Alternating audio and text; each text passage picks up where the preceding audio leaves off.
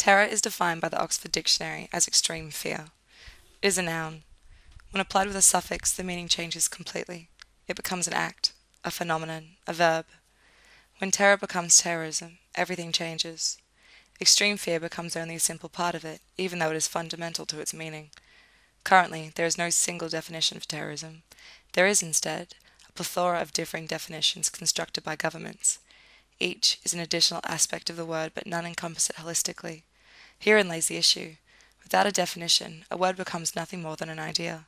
In the case of a word such as terrorism, if the term remains an idea, how is it possible to protect ourselves? 2001 saw the beginning of a new wave of consciousness appear on the topic, politically, socially, and economically. The entire world was rocked by the dramatic events that took place and that were broadcasted across every television, posted on the internet, and reported on the radio. Terrorism, however, did not start on the 11th of September in 2001. It has been a global issue since before the Cold War. Throughout history, acts of terrorism have been successfully executed. The culprits, often extremist groups with malicious agendas, have manifested the literal definition of the word. Why, then, can it not be defined in terms of legal terminology? Without any definitive form of legally binding terms, how can the culprits ever pay for their atrocities? President Bush declared a war on an idea. There was no clear agenda other than to fight terror and to kill terrorists. Yet if you cannot define what either of these are, how can you wage a war? A war on terror is currently fought with drones. Obama referred to the practice as surgically precise and effective. The truth of the matter, however, is drastically different, and the repercussions of this have been devastating. According to the Bureau of Investigative Journalism, 3,000 people have died as a direct result of drone attacks in Pakistan, Yemen, and Somalia since 2004. Approximately 800 of these people have been civilians, almost 200 of which have been children. By this statistic, almost a third of the people killed by drone strikes in the war on terror have been innocents.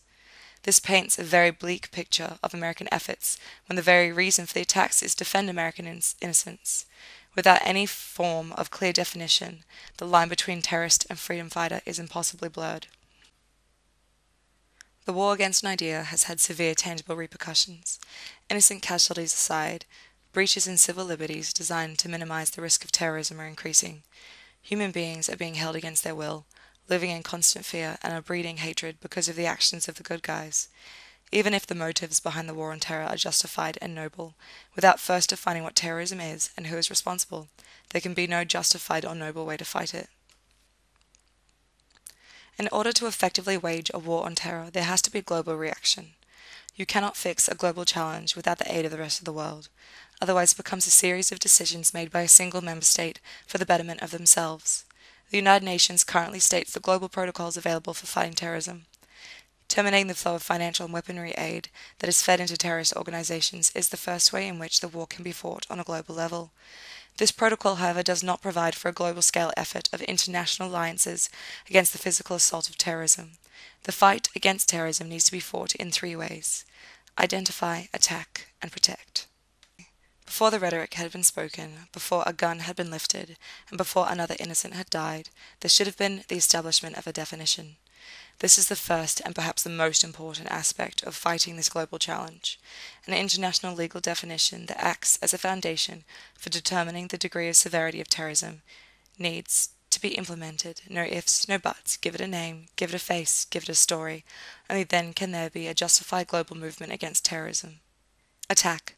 A war on terror cannot be bloodless. Diplomatic ends could see change in some extremist movements, but the method of attack of the enemy appears beyond diplomacy.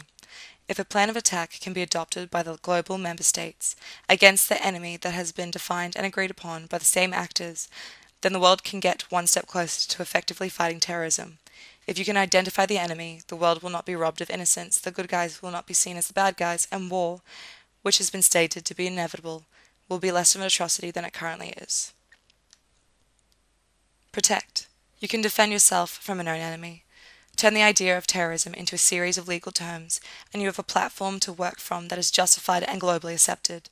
With the adoption of a legal definition, those found guilty of terrorism can be brought before a global court and effectively tried for the atrocities committed. Justice can be served both on the battlefield and in the rhetoric.